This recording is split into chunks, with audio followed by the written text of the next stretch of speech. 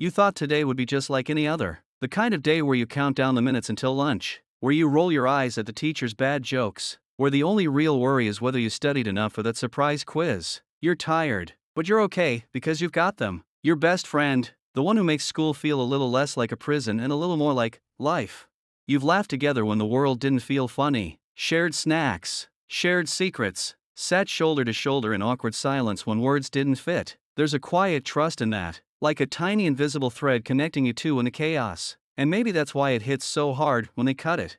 It starts small, a weird look across the room, a joke that doesn't feel like a joke. You hear your name in a sentence that ends in laughter, and you're not in on it. You brush it off at first. Maybe you're imagining things. Maybe they didn't mean it like that, but then it happens again, and again, and suddenly you're not sitting next to them anymore. You're watching from the outside. You catch them whispering with someone else, someone who used to talk behind their back. Now they're side by side, heads tilted, laughing in sync, and you're just there, a shadow in the hallway, a name they don't mention anymore. You want to ask, did I do something wrong? But you don't, because deep down, you already know the answer. It wasn't one thing, it was a slow drift, a shift you couldn't stop, and now you're left with questions that don't have clean answers. Were the laughs ever real? Did the secrets matter? Did you matter? You start overthinking everything. That one time you got too upset, that one text you never replied to, that one joke you made that maybe went too far. And what hurts most isn't the silence, it's the pretending you're not hurt, pretending you don't miss them, pretending it's just part of growing up, even though it feels more like breaking. You tell yourself, it's fine, people change, but it still stings when you hear them laugh with someone else, like you've been replaced.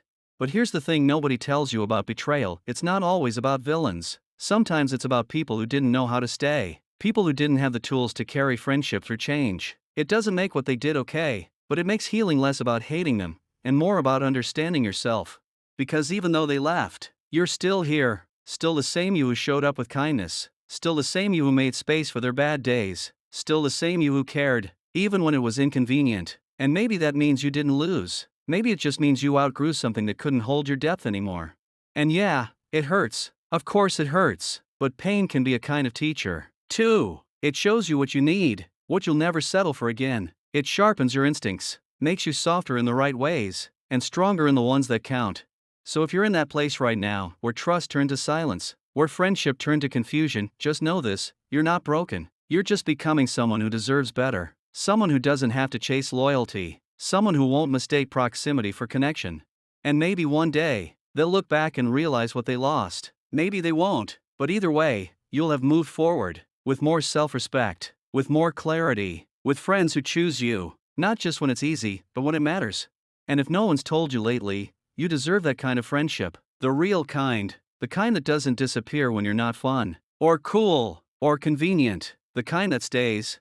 So I'll ask you this, who would you be if you stopped waiting for them to come back?